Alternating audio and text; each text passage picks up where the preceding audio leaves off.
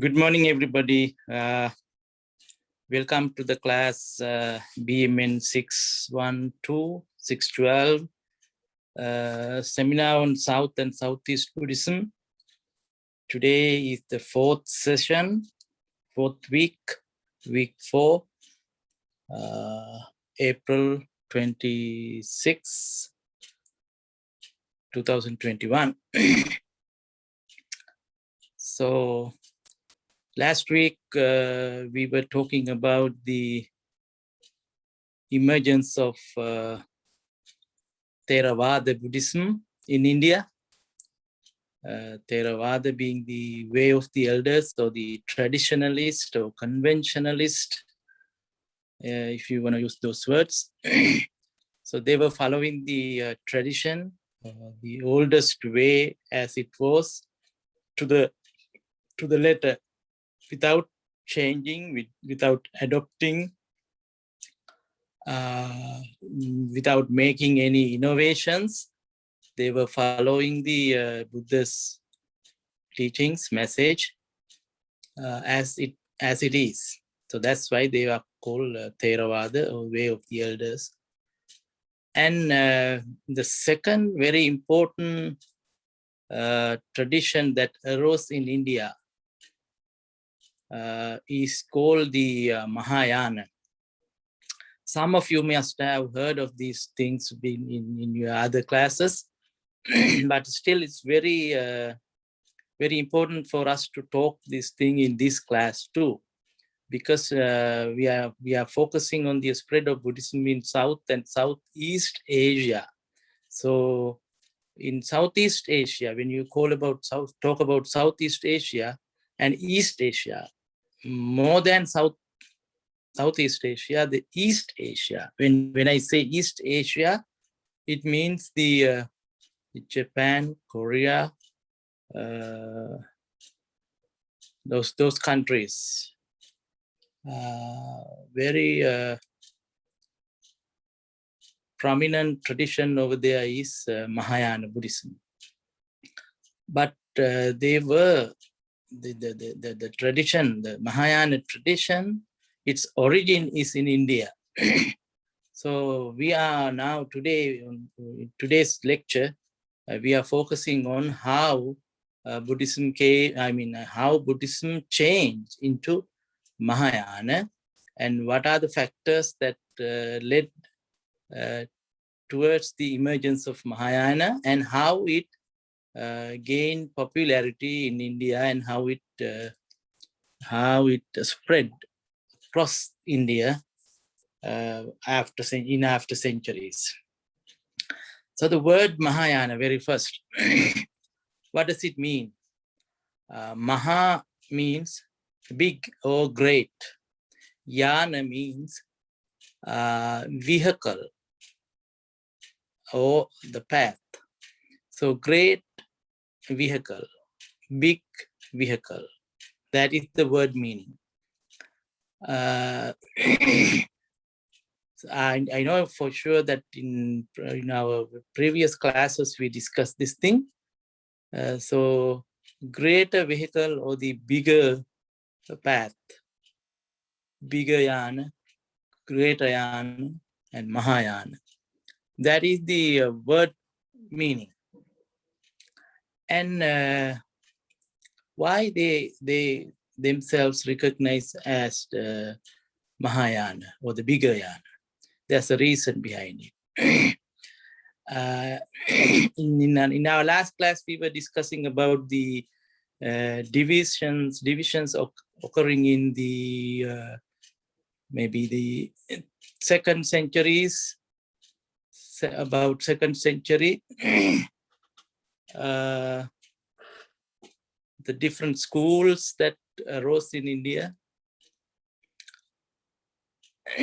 So this new group, the Mahayanists, while they were recognizing themselves as Mahayanists, they pejoratively used the word Hinayana for the other schools. Other schools, in the sense there were many others like Mahasangika and Theravada and many other small schools. So this new group wanted to identify them as lower vehicle or the Hinayana. They are following the lower path, while we are following the higher path or the greater path. To pejoratively recognize them as lower, they named the other schools as Hinayana. Anyway, the important thing for you to remember here is the emergence of Mahayana occurred. Let's ask these questions. Now you know what Mahayana is. And the next question, who started Mahayana? There is no a single person. You cannot name a single person who started Mahayana. But there were some factors, some reasons, some forces that were developing in India. And due to those new trends, Mahayana arose. Other than that, you cannot say, oh, he is the founder of Mahayana. No, you cannot name a person. And the other thing is, in what part of India Mahayana arose? You know, originally Buddhism arose in India, in the northern part of India. Buddha was born in what you may call today Nepal. Nepal is northern India. And where Buddha, during his career, his mission, he traveled, he lived mostly in North India, Middle and North India. So those are the locality, the area where Buddhism just arose. And in terms of when you are talking about the Mahayana, what areas you are focusing? Where did this new school, new tradition gain ground? If someone asks that question, is again, there is no clear answer. But usually in the history we see that there is a prominence in Western India, Western and Northwestern India. There was a prominence of Mahayana tradition. When I say Western India and Northwestern India, today actually they are recognized as Pakistan, Afghanistan, those countries, mainly Pakistan and Afghanistan. So the western side of India. There are different countries today, but those days it was the same together, the same country. So in Pakistan and Afghanistan, that area, those days they were named as Gandhara and Kashmir, Khotan, very famous places. So even though those countries are Muslim today, originally they were the Buddhist centers. Very rich Buddhist culture was there. So Mahayana was very prominent in that area in its early beginnings. And in fact, China received Buddhism from that area, from western part of India, on Gandhara and Kashmir, that area. That is why Chinese Buddhism became Mahayana Buddhism, because the prominence was given to given to that tradition.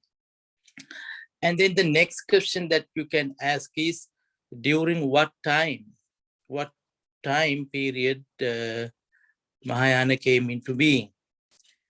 The answer, you cannot give a specific answer, but scholars usually study these things, and they say the new tradition called Mahayana arose in India between the 1st century BCE and the 1st century CE. Follow me very carefully. 1st century BCE and through between 1st century BCE and the 1st century CE, roughly around that period, this new tradition came into being in India.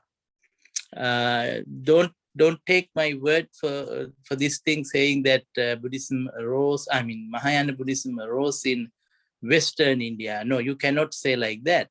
But it was popular in that area.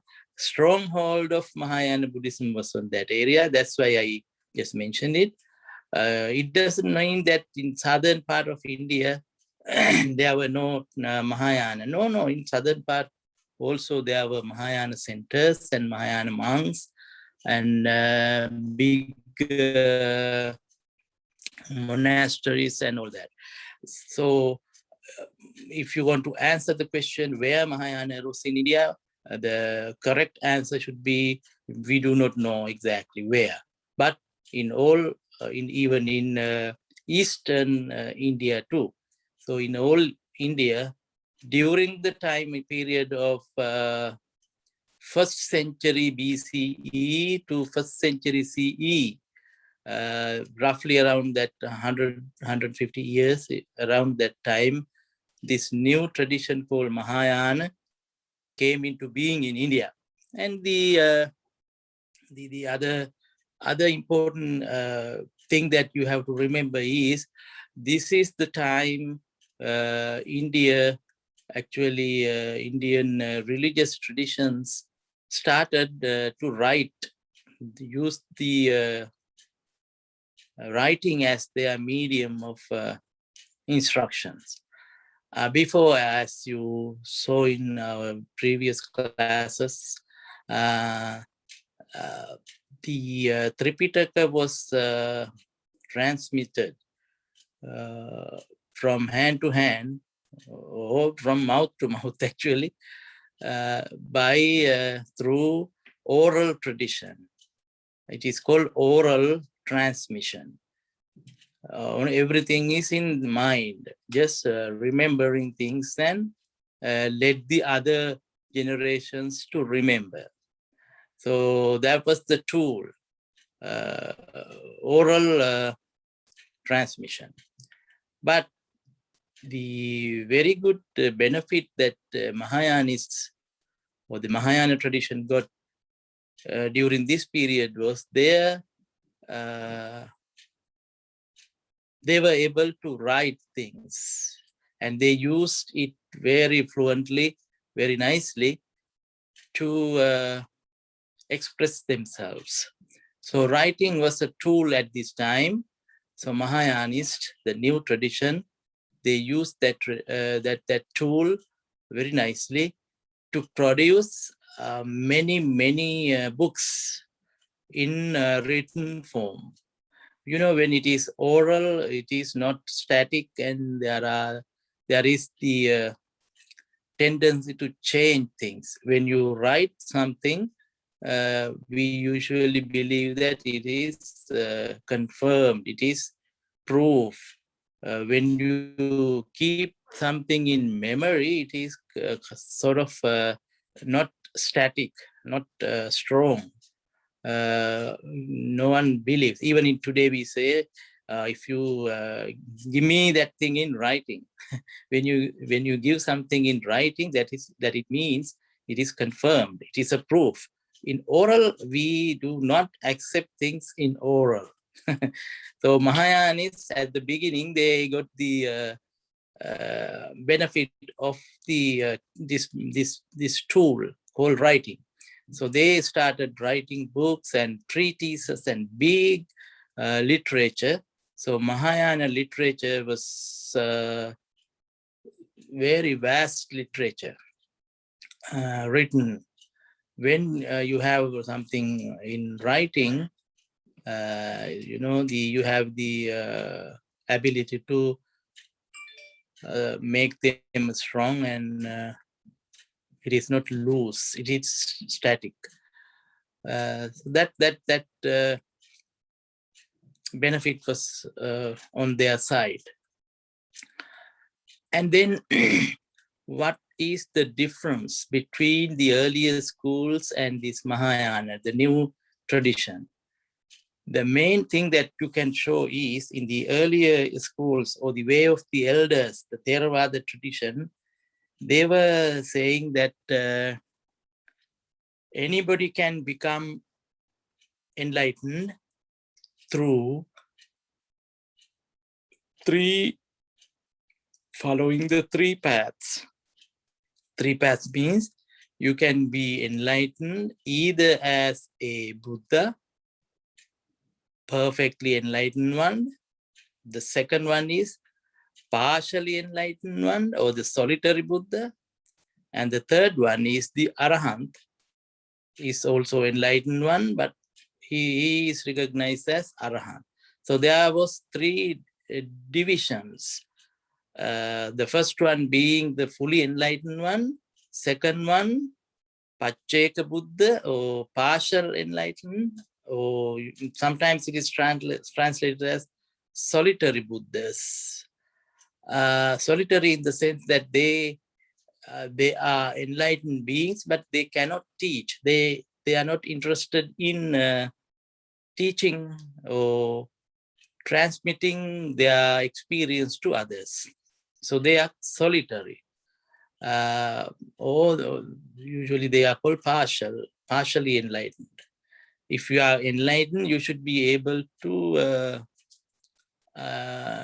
teach it to others. But Pacheka Buddhas, they are not interested in that. And the third one was the Arahant. Arahant is enlightened one with the help of either Buddha or Pacheka Buddha, following their path. One attains the enlightenment, and they are called Arahant, worthy one. Arahant means worthy one. That's how it is translated. So anyway, these three, though you have the three possibilities. You can end the suffering. You can end your journey in the cycle of birth and death by being one of these three, either Buddha, either Pacheka Buddha, or Arahant. That was the Theravada belief. But the big difference in this Mahayana tradition, the new tradition, was they said, no.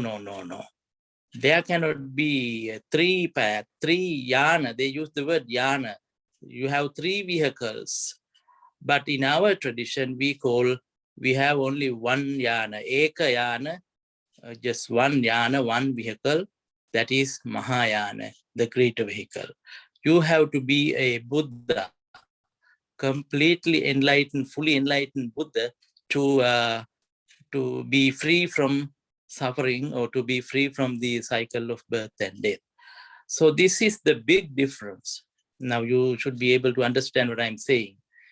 In the earlier Theravada tradition, there were three paths, three yanas, or three vehicles. By going in those three vehicles, you can come to the point where you are free from suffering. Whereas in Mahayana, only one yana, only one vehicle, only one path, and that is called Mahayana. See, this is originally this is the difference between these two schools, these two traditions. And of course, there were some other differences. When you are practicing, when you are following their path, they had different way of interpreting things. And this is the inner. Inner means the inside, within. This is the difference. And then I told you that Buddhism was very popular. Mahayana Buddhism was very popular in Gandhara and Kashmir, that area where today we call Pakistan, Afghanistan, in that area, and also to the that's what the western border, western and northwestern border of India. That area, there were some the influence of some other religions over there, like Zoroastrianism. I don't know whether you have heard that name. Zoroastrianism is theistic in the sense that they were believing in a power, other power, theistic. So when Buddhist monks were in missionaries in that area, they got the ability, they got the chance to encounter these theistic ideas. Theistic in the sense that there is a higher power. So they got the resistance from those groups that, oh, Buddha is dead already. So who are you following? In our case, we are following the God or many gods, and they are providing us safety and security. They are guiding us. Whereas in your case, you don't have somebody who is providing guidance right now, because the Buddha is dead. He's no more. So to answer this critique, to answer this opponent's view, Mahayanists came along with the idea of cosmic Buddhas. Cosmic Buddhas means Buddhas who are there all over in the world, all over in the universe, not just in this, or not just on this earth, but celestially, everywhere in the universe. There are many, many, many hundreds of thousands of Buddhas. New idea. So the Buddha, the concept of Buddha, the historical Buddha is Sakyamuni, but there are many other cosmic Buddhas. They use the word cosmic Buddhas. They are providing you all guidance for you, security, safety, and all other, just like the devas, just like the gods of the other religions. These cosmic Buddhas are providing you all your necessities, that kind of idea. So I think in Mahayana, how do I say, Mahayana used this idea to fight with, to answer the other forces.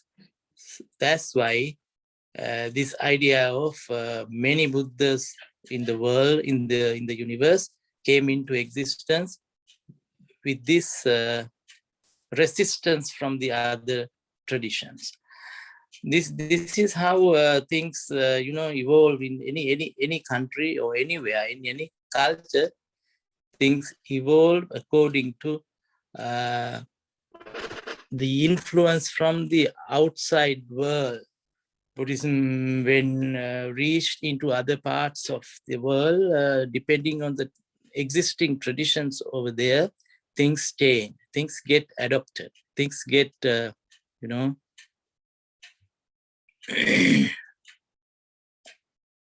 so this idea, the Mahayana at the very beginning was focusing on celestial Buddhas. That idea is there.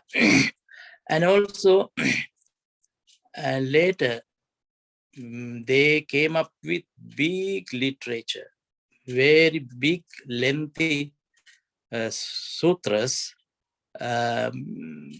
Sometimes they were, criticizing the Theravada base, Theravada tradition. Some sutras are very, very critical and they were popularizing their own thinking, their own ideas. And later, of course, in India, there arose some big traditions called Maddemic Yogachara. Maddemika and Yogachara are the very powerful philosophical traditions in India, and they are Mahayanists. So during the time that now we were talking about just the emergence of Mahayana, but after centuries, like 5-6 centuries in India, this tradition developed into a very powerful force, very powerful school, with big monasteries and highly philosophical pattern. They were discussing things in highly philosophical ways. And that it became so popular, scholarly and philosophically, very powerful position that Buddhism paid attention to logic and philosophy during this period. And there were big universities. On the Theravada side also, there were some universities in India started by these groups. One of the great place was Nalanda University. It was mainly run by the Mahayana monks. But now when I use these two terms, Theravada and Mahayana, they had the philosophical differences, but they were not fighting each other. There is evidence that these monks were living together in the same monastery. Theravada monks and Mahayana monks, they were both living, practicing in the same temple. But according to if you look at the books, it looks like they were having a big division. And the big division was there philosophically, but they were very calm and quiet in their behavior. They were living together. So in Nalanda University, even though it is a Mahayana-based place, there was Theravada too in that place. Oh, there are many other monasteries, big monasteries, where monks were living together, belonging to both these traditions. So that is very interesting point, because usually we tend to understand things, you divide, you put things into separate boxes and then you study. It is very difficult to, if you follow that pattern, that path, difficult to get the clear picture. Because in the history of Buddhist studies, scholars, modern scholars, of course, they have done this task. They have divided, they draw a line vertically between this tradition and that tradition, and they identify characteristics of each tradition and the differences, actually, differences of each tradition, and try to study in that way. But if you do like that, then you see one side is antagonistic to the other side. One tradition is going against the other tradition. You look at only that scope.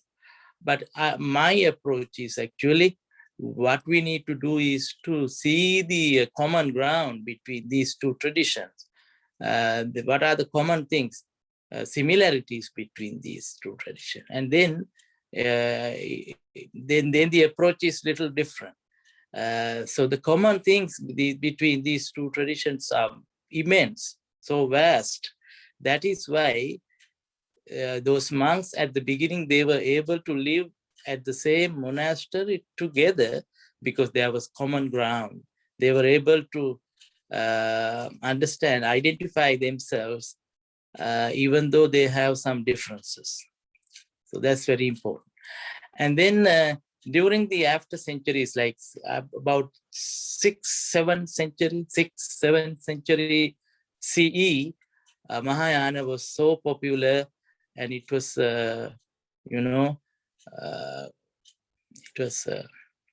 these missionary monks, they were propagating it to the other countries, carrying it to the other countries.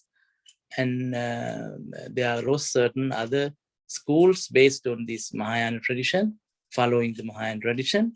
And that is how Mahayana became popular. And the other important thing that you have to remember is this new approach of describing things, it gained momentum. People like it. And also they introduced certain rituals. You know, when you are following the god and things like that, you have to have certain rituals. So rituals came into existence and they became popular. Average people,